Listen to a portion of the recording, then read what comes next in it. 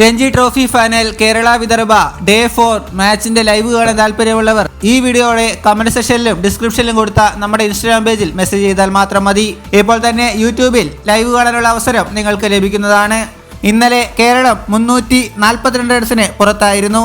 37 റൺസിന്റെ ഒന്നാം ഇന്നിംഗ്സ് ലീഡാണ് കേരളം വഴങ്ങിയത്.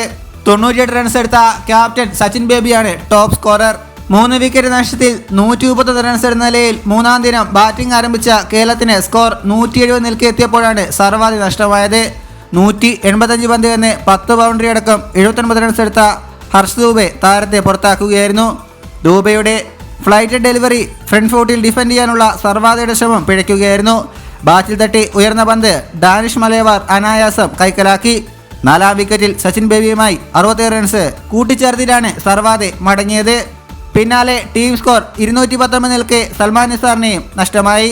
ഹർഷ് ദൂബെയുടെ പന്തിൽ ടേൺ മനസ്സിലാക്കാൻ സാധിക്കാതെ പാഡ് കൊണ്ട് പ്രതിരോധിക്കാൻ ശ്രമിച്ച സൽമാന്റെ കണക്കുകൂട്ടൽ തെറ്റുകയായിരുന്നു. പിച്ചിലെ പരുക്കനെടുത്ത് കുത്തിയ പന്ത് അപ്രതീക്ഷിതമായ രീതിയിൽ ടേൺ ചെയ്തു. വിദർഭ താരങ്ങളുടെ LBW അപ്പീലിൽ അമ്പയറുടെ വിരലുയർന്നു. സൽമാൻ റിവ്യൂ എടുത്തെങ്കിലും ഫലമുണ്ടായില്ല. 6ാം വിക്കറ്റിൽ സച്ചിൻ ബേബിക്കൊപ്പം 59 റൺസ് കൂട്ടിച്ചേർക്കാൻ മുഹമ്മദ് അസറുദ്ദീന് കഴിഞ്ഞു. 34 റൺസാണ് താരം അടിച്ചെടുത്തത്. ഓപ്പണർമാരായ അക്ഷയ് ചന്ദ്രൻ 14, രോഹൻ കുന്നമ്മൽ 0, 4ാമനായി ക്രീസിലെത്തിയ അഹമ്മദ് ഇമ്രാൻ 37 എന്നിവരുടെ വിക്കറ്റുകളാണ് 2ാം ദിനത്തിൽ കേരളത്തിന് നഷ്ടമായത്. ഇതുപോലുള്ള പുതിയ വാർത്തകൾക്കായി ചാനൽ ഇപ്പോൾ തന്നെ മറക്കാതെ സബ്സ്ക്രൈബ് ചെയ്ത് വയ്ക്കുക.